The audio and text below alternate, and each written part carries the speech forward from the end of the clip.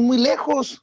Pues no que había mandado una comitiva a negociar a Venezuela, Joe Biden, pasándose por el arco del triunfo a Juan Guaidó, directamente con el gobierno de Nicolás Maduro, luego de que inició la crisis por la situación de Ucrania y Rusia, pues no que iban a negociar.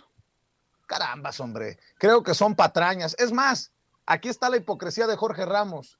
No le he encontrado un tuit así, sabroso, intenso, firme, sobre el caso de Julian Assange, el fundador de Wikileaks, solo para hablar de temas de libertad de expresión, un hombre que busca ser aplastado por el imperio, mi querido Ramiro Padilla Tondo.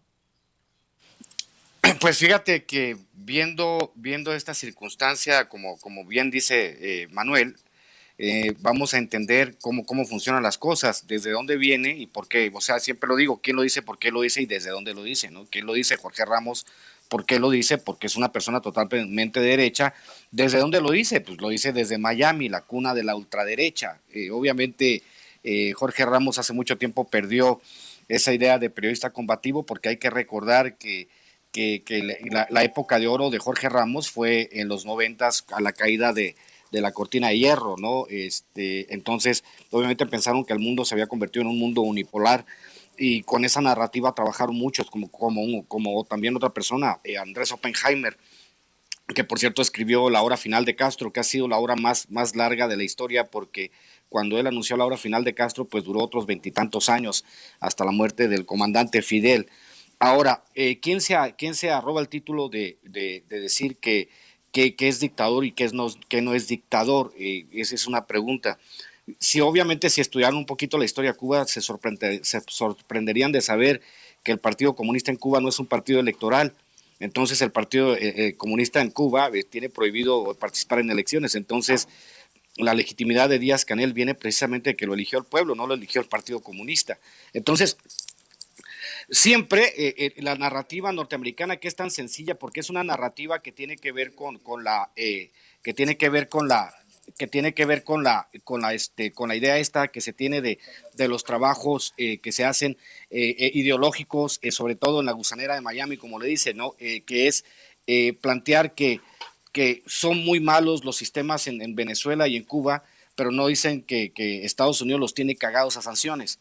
Entonces yo siempre me he preguntado, si el socialismo es tan malo, ¿por qué no lo dejan fracasar solo? Que sería una pregunta.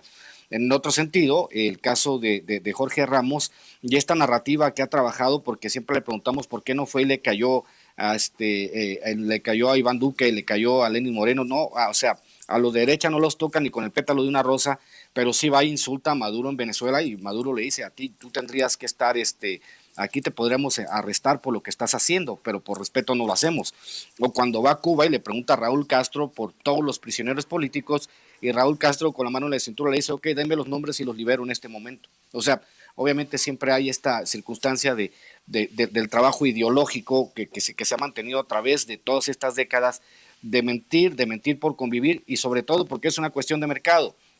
Yo le tengo que dar al mercado de la extrema derecha norteamericana, al mercado latino de extrema derecha norteamericana, lo que ellos quieren escuchar. ¿Y qué quieren escuchar?